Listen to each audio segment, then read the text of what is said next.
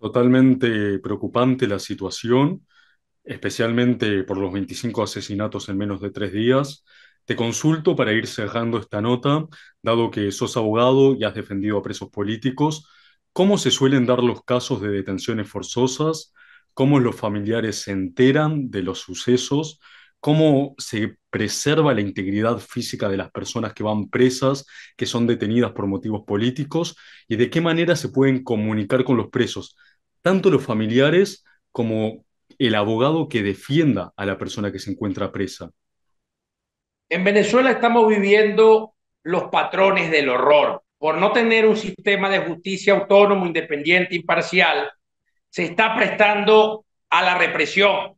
Además, en el marco del uso de la ley de terrorismo, de tal manera que todos los ciudadanos estamos propensos a ser acusados de terroristas en Venezuela. En el marco de ese proceso, se dan detenciones arbitrarias. ¿Por qué son detenciones arbitrarias? Porque en principio no se está cometiendo ningún delito, que es una de las maneras de las detenciones, en flagrancia. No hay comisión de delito. La otra forma de detener, de acuerdo a la ley, al Código Penal, es a través de una orden judicial emitida por un juez de la República. Eso tampoco se está cumpliendo. Se están deteniendo entonces a los ciudadanos sin orden y sin que estén cometiendo delitos.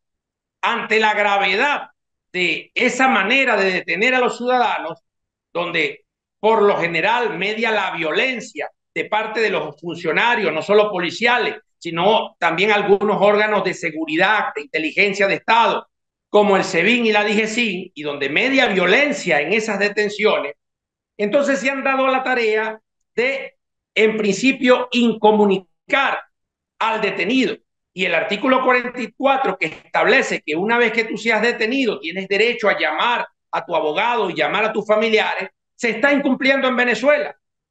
Y a partir de allí, entonces luego se da la detención, de esa detención arbitraria, viene la desaparición forzada. ¿Por qué se da la desaparición forzada? Porque aun cuando está detenido por algún órgano policial del Estado o militar, cuando los familiares y los abogados vamos a esos centros de detención, niegan a los, niegan a los detenidos, los niegan. Así, mira, así el teléfono diga, porque hemos encontrado compañeros que los encontramos porque prendieron, dejaron su teléfono, se los quitan después, pero el último lugar que dice, bueno, está en el centro de detención tal, o hay otros ciudadanos que ven que se los llevaron para esos sitios, los niegan, no hay manera. Se da entonces la desaparición forzada. Nosotros vamos a los tribunales de la República en materia de amparo, introducimos unos habeas corpus, que es un instrumento, es una acción importante para restablecer los derechos, para que aparezca la persona, ni siquiera son recibidos. Cuando logramos que lo reciban, a los días responden sin lugar, sin ningún tipo de motivación. Entonces, esa es la parte de la desaparición forzada. ¿Cuál es el problema de ese patrón? Que además de detención arbitraria, desaparición forzada, cuando van juntos hay siempre el riesgo de las torturas, los tratos crueles y degradantes. Y precisamente es uno de los elementos que ellos evitan. Si te tienen detenido, entonces te guardan y no te muestran ni al familiar ni al abogado.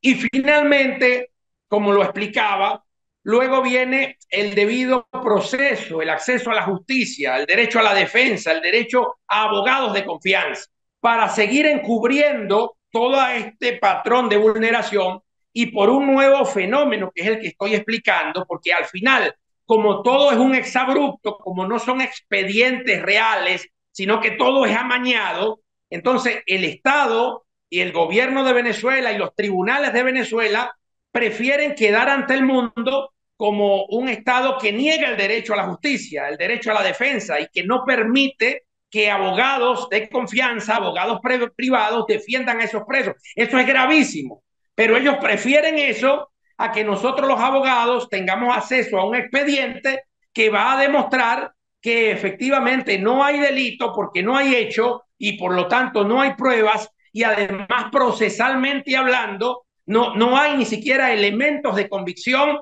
para un posible pase a juicio de todas esas causas. Entonces, es como echarle tierra en varias capas a una vulneración de derechos humanos. Entonces se va corriendo la arruga, van corriendo hacia adelante, pero el dolor hacia el pueblo de Venezuela, hacia las madres, hacia las esposas, hacia los padres, los hermanos de todos estos familiares es muy grave. Y finalmente estamos detectando otro patrón, que es que de los 2.200 presos nuevos, los envían para una cárcel, los envían para otra cárcel, y ni siquiera el Ministerio de Asuntos Penitenciarios establece las listas para que los familiares sepan dónde están sus familiares. Toda esa angustia la estamos viviendo los venezolanos, los abogados seguimos como podemos acompañando a las víctimas, haciendo las denuncias internas porque agotamos los recursos en la propia fiscalía, a pesar de que es la acusadora, en la Defensoría del Pueblo, donde encontramos funcionarios que tratan de ayudar.